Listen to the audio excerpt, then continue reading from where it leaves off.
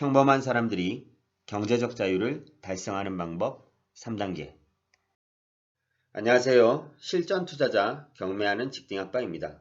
오늘 제가 말씀드릴 주제는 평범한 사람들이 경제적 자유를 달성하는 방법입니다. 3단계에 걸쳐 말씀을 드릴 건데 이 단계는 어떻게 보면 너무 간단하면서 당연하고 쉬워 보일 수도 있습니다. 하지만 이런 내용을 보고 듣고 마음까지 먹기만 할 뿐 대부분 행동으로 옮기지 못하고 지속적인 마인드를 가지고 앞으로 나아가지 못합니다. 구체적으로 실행을 해야 본인 것이 될 수 있겠죠?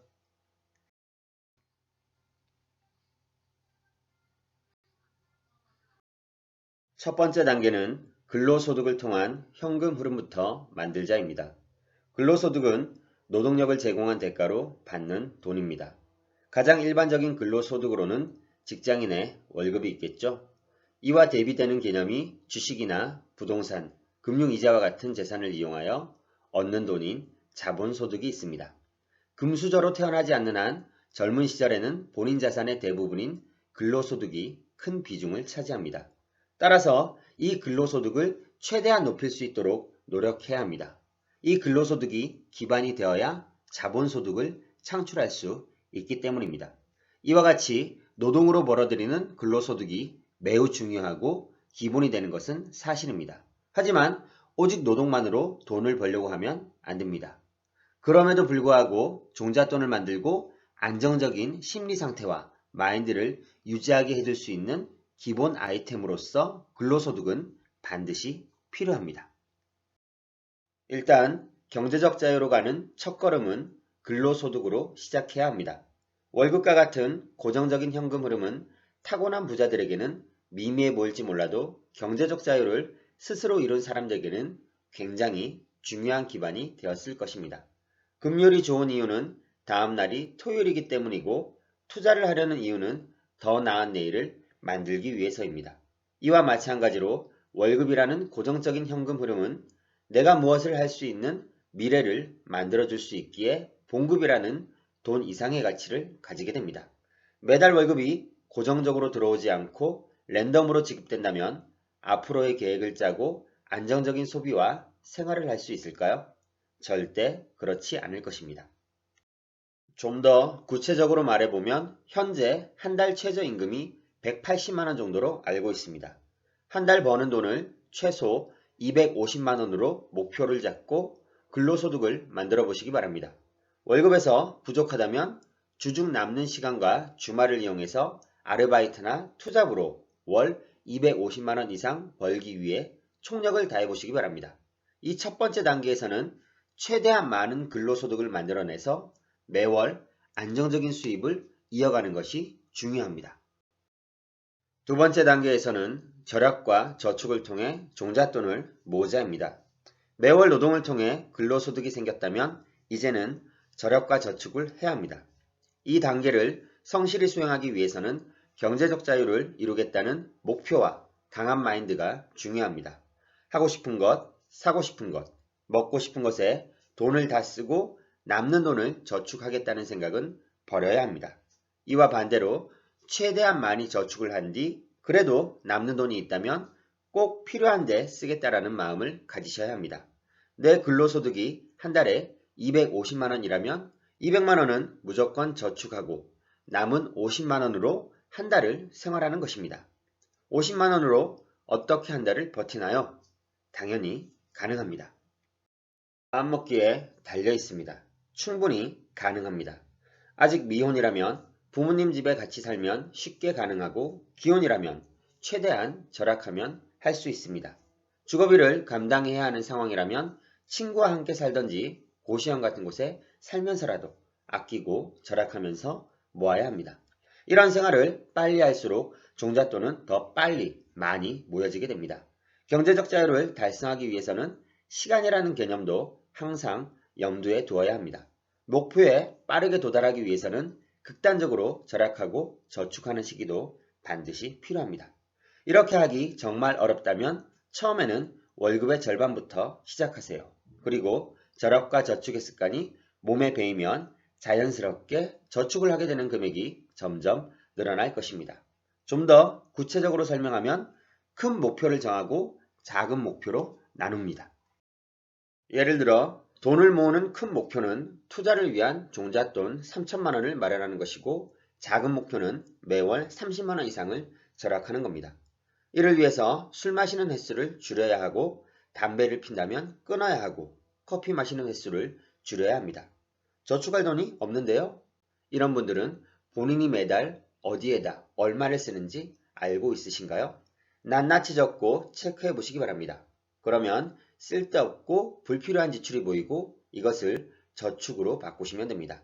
이 단계에서는 투자금을 모아야 하는데 근로소득을 늘리거나 소비를 줄여야 합니다.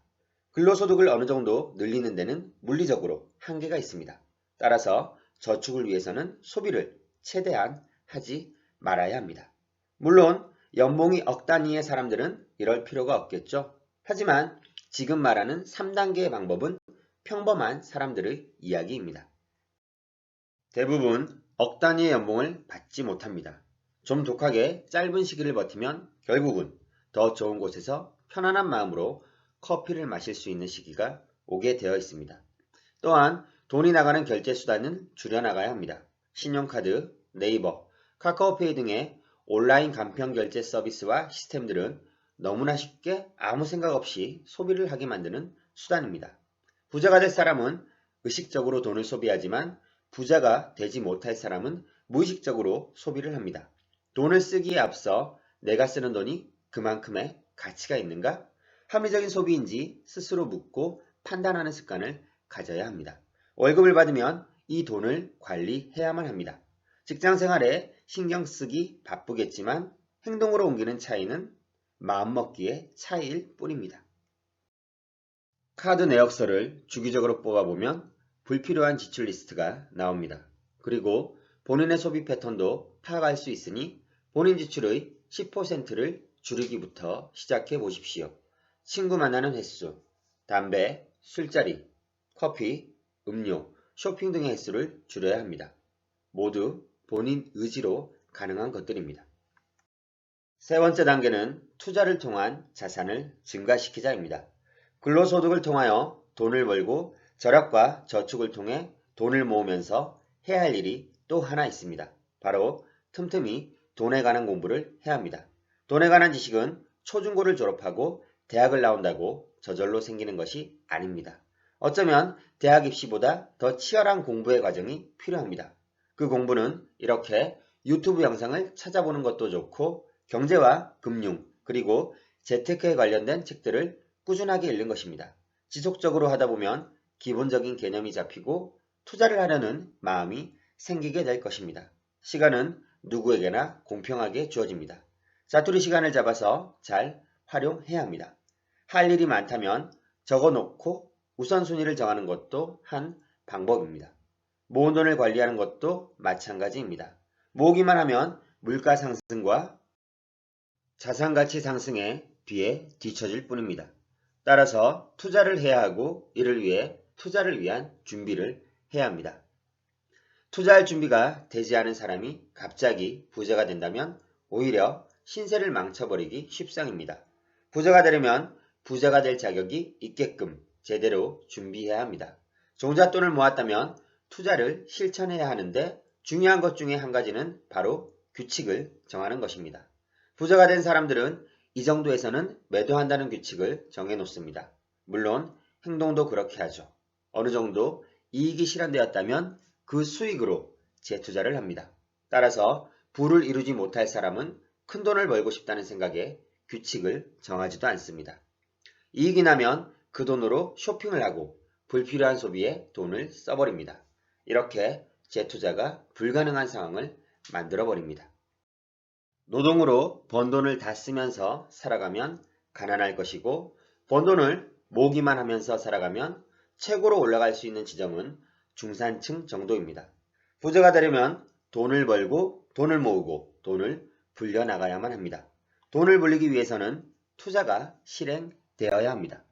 회사에 다니면 본인보다 오래 일한 선배들은 월급도 많고 돈도 더 많이 모았을 텐데 부자와는 거리가 멀어 보입니다. 열심히 일만 하면 정말 일만 하다 죽을 것입니다. 근로소득만으로는 절대 부자가 될 수 없고 근로소득만으로는 경제적 자유를 이룰 수 없습니다. 돈을 굴려야 합니다. 돈이 어느 정도 모이면 투자를 통해서 불려나가야 경제적 자유에 가까워질 수 있습니다. 투자를 잘 한다면 돈을 모으는 속도가 돈이 불어나는 속도를 절대 따라올 수가 없습니다. 이 세 번째 단계에서는 실질적인 투자가 이루어져야 하는데 물론 쉽지만은 않습니다. 당연히 부자는 많지 않으니 부자가 되는 것은 어려운 길이겠죠. 독한 마음으로 공부하고 실천해야 합니다. 영어를 잘하는 사람에게 영어를 배우고 수영을 잘하는 사람에게 수영을 배우는 것을 당연하게 생각하면서 대부분의 사람들은 왜 부자들에게 돈 버는 방법을 배우려 하지 않는 것일까요? 수학에도 공식이 있듯이 성공적인 투자에도 공식이라 불릴 만한 것이 있으며 이렇게 돈 버는 방법도 배울 수 있는 것입니다. 경제적 자유를 얻고 싶다면 배움을 망설이지 마시기 바랍니다. 본인이 모은 종잣돈은 이제 근로소득과는 별개로 나와 투자 사업을 시작하는 파트너인 셈입니다. 이 파트너는 나의 근로소득보다 더 많은 액수의 월수입을 만들어내는 것도 가능하게 해줍니다. 노동을 통한 소득이 아닌 투자를 통한 자본 수익으로 말이죠. 이 3단계를 실천한다면 결국 경제적 자유를 달성하는 자유인으로 변화하게 될 것입니다.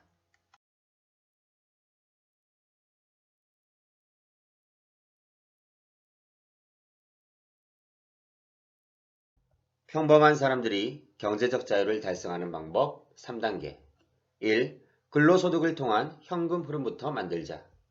2. 절약과 저축을 통해 종잣돈을 모으자. 3. 투자를 통한 자산을 증가시키자. 간단하죠? 하지만 실천하지 않으면 아무 의미가 없습니다. 반드시 실천하시기 바랍니다.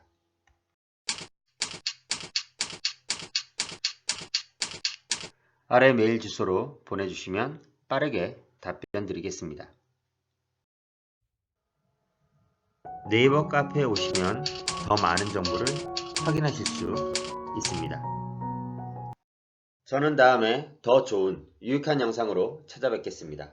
이번 영상이 투자에 도움이 되셨으면 좋겠네요. 오늘도 투자할 경매 물건 검색하셨나요?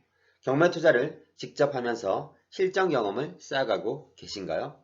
경매 투자를 여러 번 해보고 경험이 축적된다면 부동산 재테크로 수익을 쌓아가실 수 있을 겁니다. 부동산 투자로 성공적인 수익을 만들어 가시기를 바라겠습니다. 지금까지 시청해 주셔서 감사합니다.